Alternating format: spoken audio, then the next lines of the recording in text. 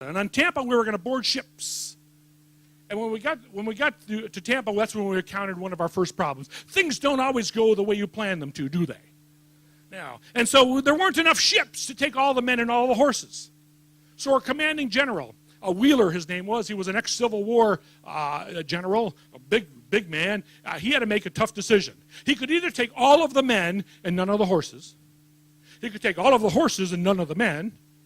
Or he could take most of the men and some horses, which is the decision that he made. He authorized the officers to take their horses, but not the men.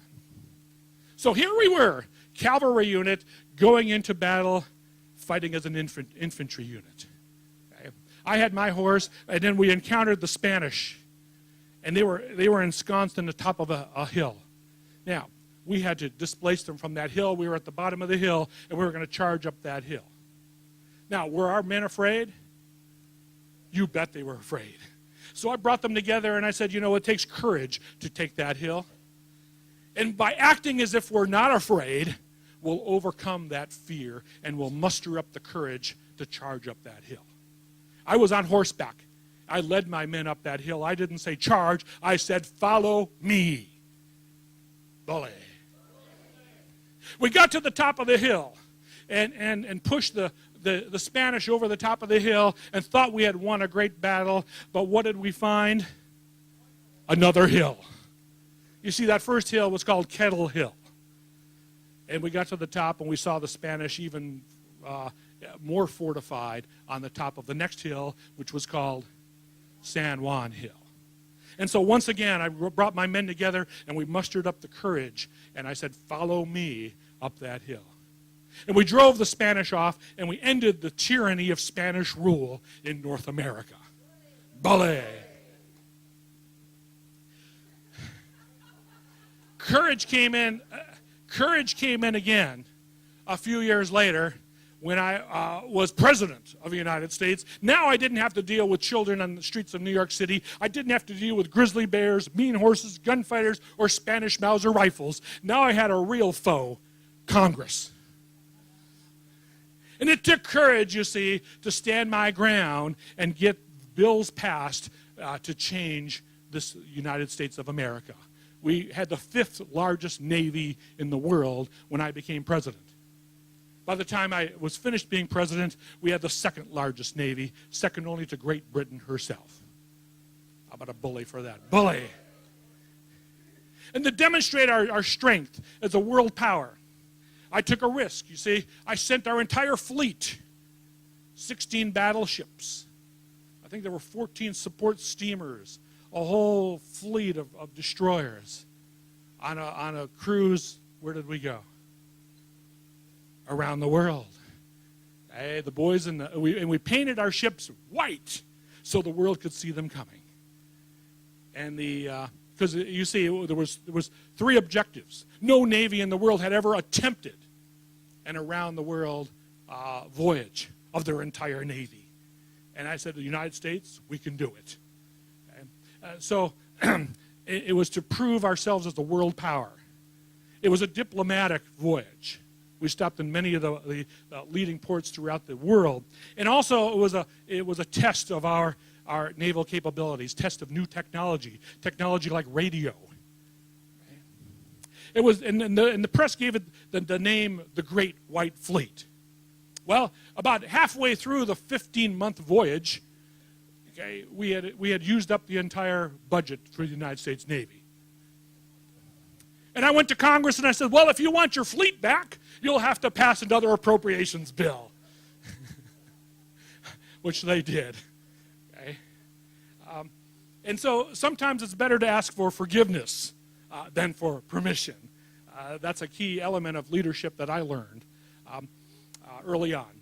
A lot of other things, but you see, I see the boys from the press have arrived, and when the boys from the press have arrived, they've always badgered me with questions. And so I'd like to take the next few moments perhaps to open this up as a press conference and see how I can handle some of the questions that you might have.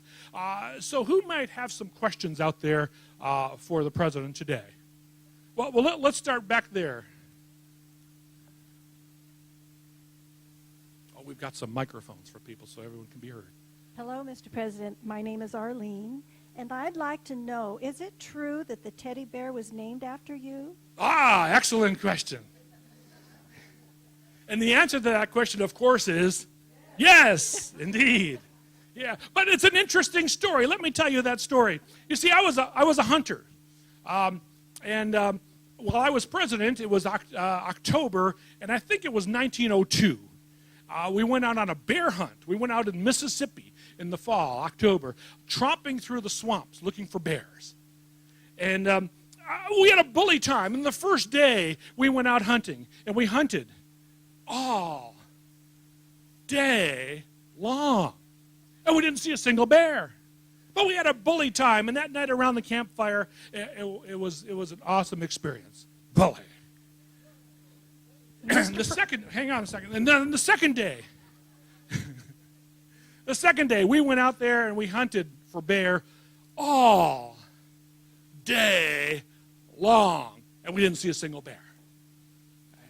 We had a bully experience. Now, you see, when you're the president, you go out on a bear hunt, you don't go out alone. There's a lot of people who come out with you, particularly the boys from the newspapers.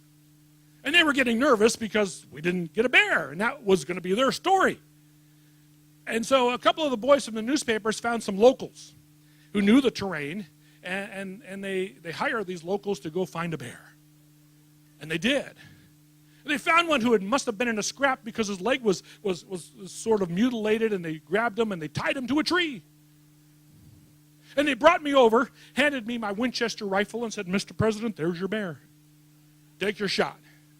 Now, I was a sportsman, and I put my rifle down, held up my hand, and I said, "No.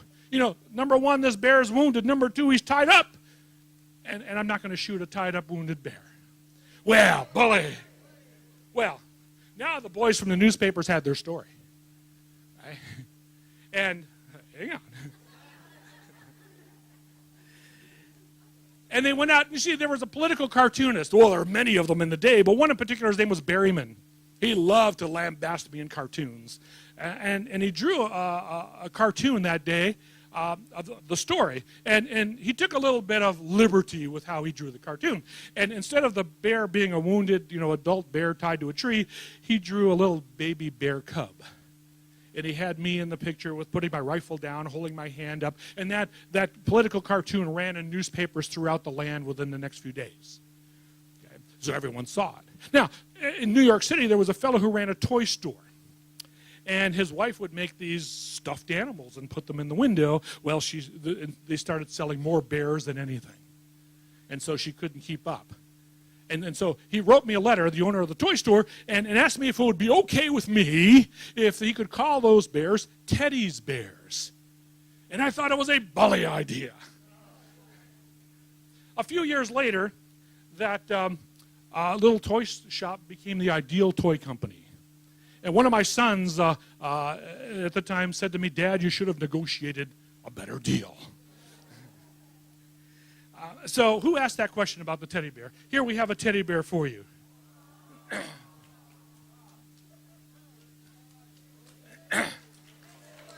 Bully!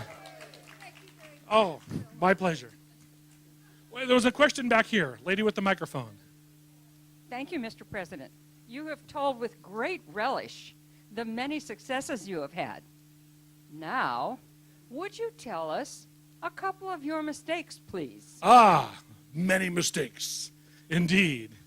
You see, if you don't make poor decisions, if you don't make any decisions, you're not going to make any good ones, you're not going to make any poor ones. Okay? So you've got to make decisions. You've got to take action. Probably the biggest mistake that I regretted was in 1904. You see, I became president because I was vice president to President McKinley. And then upon his assassination, I became president. So I ran for president in 1904 on my own, and I won that election in the biggest landslide in history. Bully! Well, I became president just 6 months into McKinley's term. And so I had been president for 3.5 years, and now I was elected for a 4-year term. And the boys in the press that evening, after the election was over that night, and all the results came in, asked me the question whether I was going to run again in 1908. And I said no. I had served almost the entire first term, and our first president, George Washington, could have run for president as many times as he chose. But he set a precedent for this country, this new nation, the United States of America, to only serve 2 terms. And I told the press that night that I was not going to run in 1908 because I was going to adhere to the precedent that number one, us presidents refer to each other by number, by the way, that number one had set. And it was a decision I came to regret because I so enjoyed being president that when 1908 rolled around, I wanted to run again. And the boys in the press asked me whether I was going to run, and I said, what did I say in 1904? I was a man of my word, so I didn't run. Now, bully. I did come back in 1912. That's another story, because President Taft, who followed me, was a very good friend of mine. And in fact, he became president because I campaigned for him. He didn't campaign at all. He stayed at home in Ohio. And then, once he became president, I got out of his way. I went to Africa on safari. Okay? I had a commission from the Smithsonian to collect specimens for the Smithsonian Museum, also for the Natural History Museum in New York City. In fact, if you go to that museum today in New York City, some of the specimens there, in fact, some of the specimens in the Washington, D.C. Smithsonian are those that I collected on that safari. So I stayed out of Taft's way. But then he began to unravel some of my policies.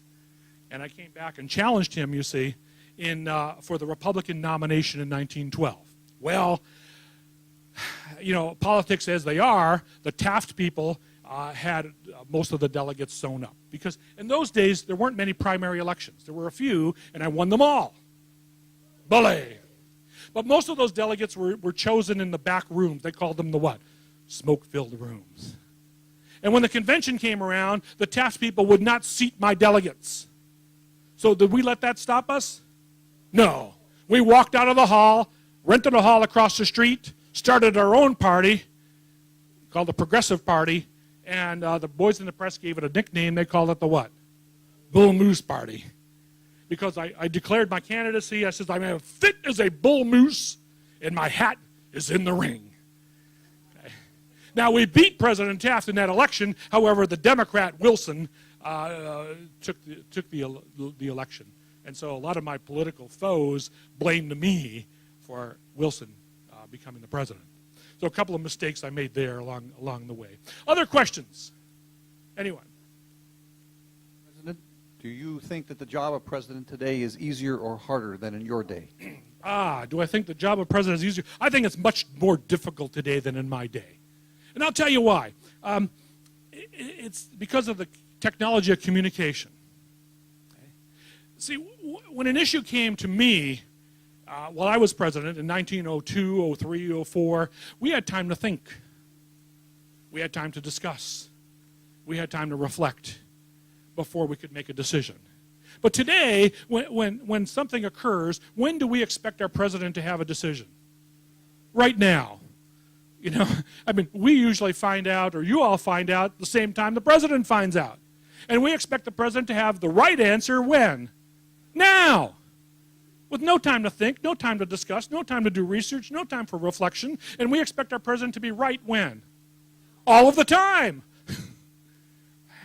So I think it's much more difficult in today's world with the technology that you have, people wearing their telephones and getting information from this thing called cyberspace, whatever that may be. Tweets are things that birds used to do in my day, but now I guess that's something that people do. So I think it's much more difficult. Other questions? Okay, right here, microphone. President Bully, what do you consider your greatest achievements while you were in office? There were so many. But let me just talk about 2. Number 1, the big ditch. And that's what? The canal through the Isthmus of Panama.